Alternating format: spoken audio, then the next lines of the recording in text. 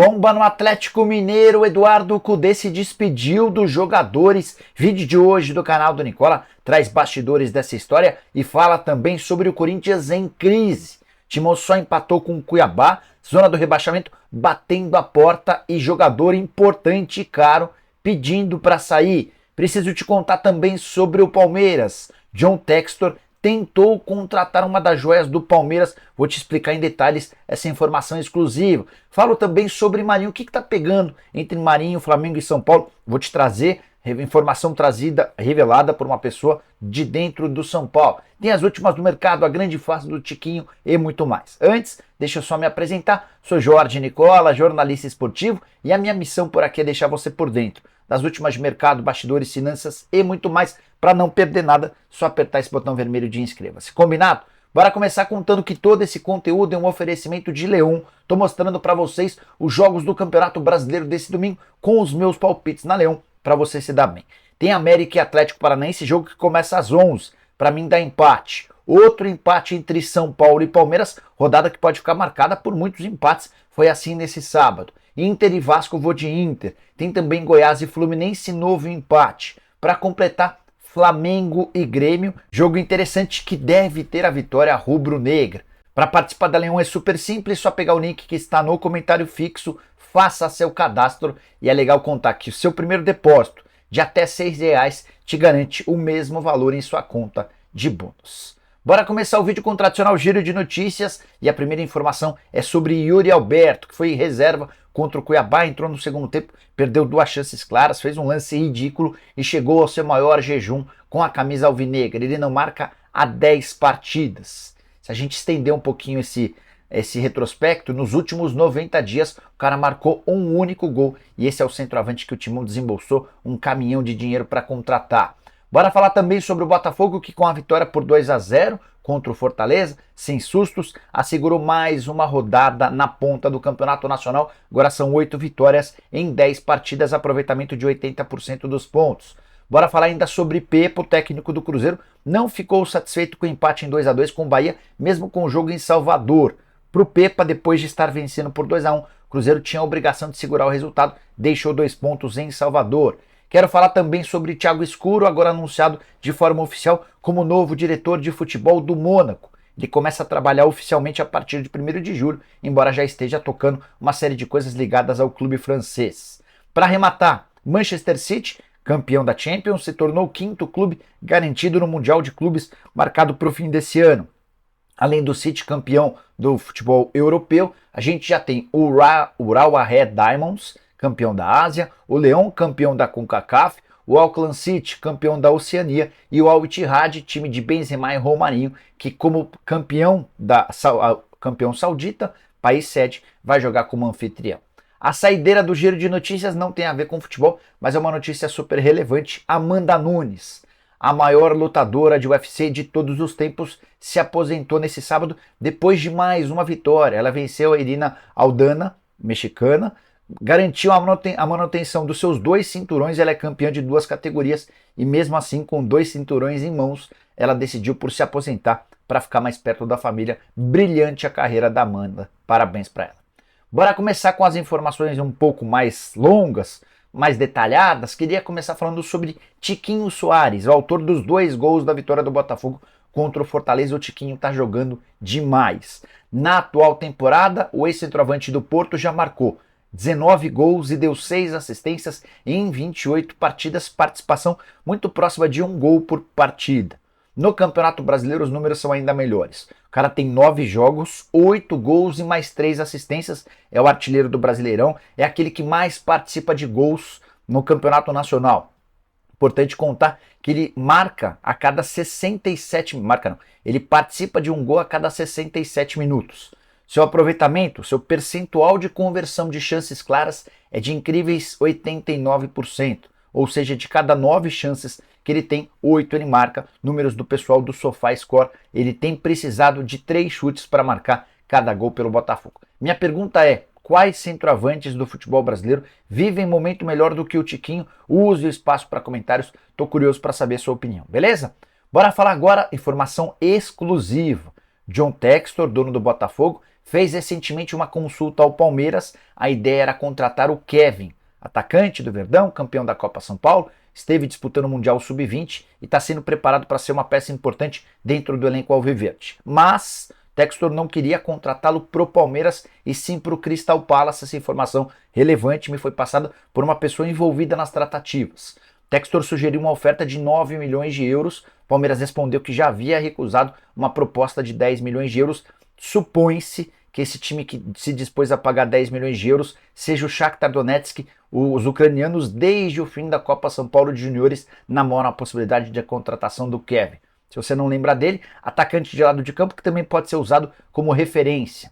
O Palmeiras está propenso a negociá-lo, desde que uma oferta superior aos 10 milhões de euros apareça. Mas a ideia do Verdão era resolver um problema interno antes de vendê-lo.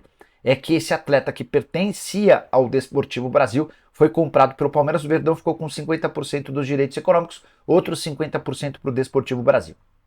Há meses, o Anderson Barros tenta adquirir um percentual um pouco maior do Desportivo Brasil, já pensando na possibilidade de uma venda. O Palmeiras fez algumas propostas em cima de 20%. Recentemente o Desportivo Brasil teve uma mudança no seu presidente, há um novo presidente. Esse cara inclusive já foi apresentado ao Anderson Barros, mas não demonstrou a intenção de vender qualquer percentual ligado ao Kevin. O cara tem dinheiro, sabe que o atleta é super valioso, que mais cedo ou mais tarde essa venda vai acontecer e qualquer negócio que ele fechar agora pode se tornar um péssimo negócio dentro de alguns meses, com o Kevin sendo vendido para o exterior. Então você, torcedor do Palmeiras, saiba que o Kevin não deve durar mais muito tempo no Verdão, e você, torcedor do Botafogo, saiba que apesar da dificuldade financeira no Botafogo, o John Textor segue se mexendo para outros clubes e a bola da vez atende pelo nome de Kevin. Quero falar agora sobre Eduardo Cudê, a bomba do sábado. O treinador argentino que adora causar ficou irritado com o empate 1-1 com o Red Bull Bragantino no Mineirão e disse no fim do jogo aos atletas no vestiário. Ele adotou um tom de despedida, disse que talvez não os encontrasse mais, queria aproveitar a folga da data FIFA para ir para a Argentina para conversar com os familiares e possivelmente não voltaria mais. Importante, essa informação não foi divulgada pelo Cudê na entrevista coletiva. Na coletiva ele se resumiu a respostas curtas, num tom ameno, mas de um cara que não estava com muita vontade de participar. E em nenhum momento citou a possibilidade de ir embora. Mas pessoas próximas do Atlético, dos atletas e gente do próprio Atlético divulgou as informações a respeito dessa polêmica no vestiário. Por que eu falo em polêmica? Porque para justificar a sua intenção de deixar o Atlético aos jogadores, o Cudê chegou a dizer que esse elenco não é suficientemente bom para brigar por títulos. Algo que pega mal com os jogadores. Ele estava dizendo para os caras que os caras não são bons o suficientes para serem campeões. Rodrigo Caetano pediu a palavra e interrompeu o Cudê e disse que o elenco é bom sim. O Cudê não gostou da intervenção do Rodrigo Caetano e tentou roubar a palavra. Aí o Caetano foi forte e disse, respeita a hierarquia, eu tô acima de você e vou continuar falando, esse elenco é suficientemente bom para ser campeão. Enfim, um clima péssimo, um clima horroroso. A tendência é que depois da volta, ou até na Argentina mesmo, o Atlético e o Cudê tentem chegar a um acordo para a rescisão do contrato de forma amigável. O Cudê só não foi demitido antes por causa da multa rescisória. Vinha contando para vocês que ela variava entre 26 e 30 milhões de reais. Se houver consentimento entre as partes, o Cudê pode deixar o clube sem que ninguém precise pagar a indenização. E aí o Atlético, esse é o ponto importante, vai precisar correr atrás de um outro treinador no mercado. As opções são muito ruins. Nesse domingo, Jorge Jesus disputa a final da Copa da Turquia. O time dele, Fenerbahçe, enfrenta o Istambul Başakşehir. É a última chance dele ser campeão por lá. Tudo indica que o JJ vai embora e a imprensa saudita já publicou que ele será o novo técnico da seleção saudita. Se isso se confirmar, é uma ótima opção a menos. Entre treinadores brasileiros, pouquíssimas alternativas. Você gostaria do Rogério Ceni à frente do Galo? Eu acharia um equívoco. Carlos Carvalhal, enfim, aguardemos cenas dos próximos capítulos, mas queria contar para você que a chance de Eduardo Cudê deixar o Galo é gigante, especialmente por decisão do próprio treinador. Bora falar agora sobre o Corinthians, que não consegue evoluir. Time correndo enorme risco de rebaixamento e com a saída de um atleta que já foi muito importante. Bora começar falando sobre o empate 1-1 com o Cuiabá dentro de casa. Timão que não ganha de ninguém fora, pior visitante do Brasileirão, com 5 jogos e 5 derrotas, passou a tropeçar também dentro de casa. já havia empatado com o São Paulo, com o Fortaleza, até ganhou do Fluminense, mas voltou a empatar agora com o Cuiabá, time na parte de baixo da tabela.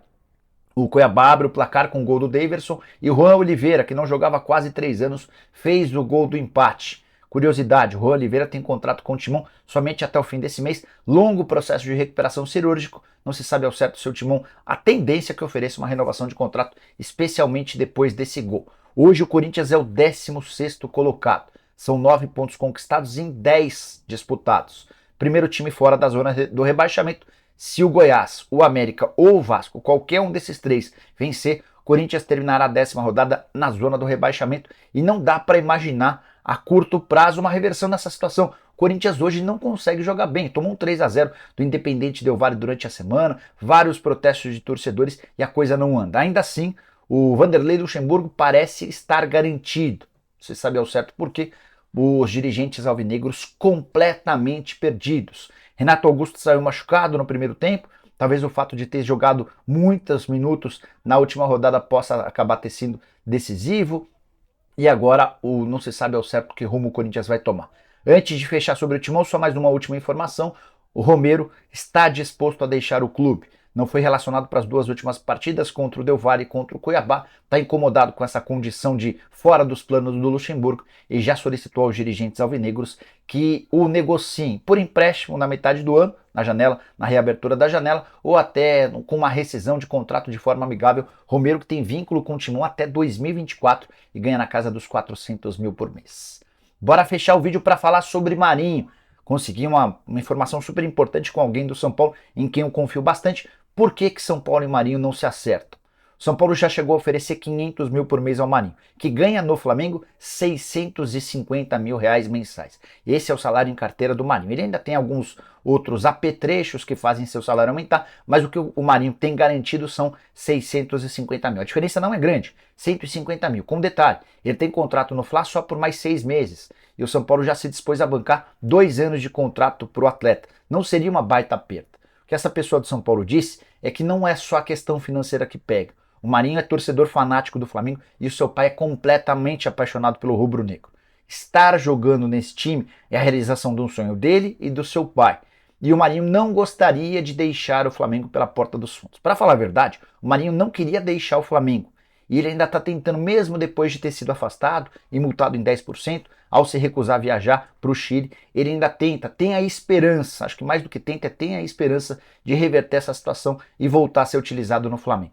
Só que a última decisão dele da advogada de recorrer à justiça, exigindo a reintegração no elenco, só tornou a coisa ainda pior. Então, o São Paulo entende que é questão de tempo para que caia a ficha no Marinho e ele perceba que o Flamengo não vai utilizá-lo. E é nesse cenário que o São Paulo deve se tornar a opção mais atrativa para o atacante de 32 anos de idade, que não vem recebendo grandes ofertas do futebol nacional. O São Paulo até descartou aquela possibilidade de dar um prazo para o Marinho, estar cobrando uma resposta. O São Paulo entende que só vai poder utilizá-lo a partir de 3 de julho, só não gostaria que ele ficasse muito tempo afastado, perdendo o condicionamento físico. Isso certamente poderia ser um prejuízo para o restante da temporada. Dorival Júnior é bastante fã do Marinho e tem feito muita força para que ele seja contratado. E você, esperaria até quando pelo Marinho?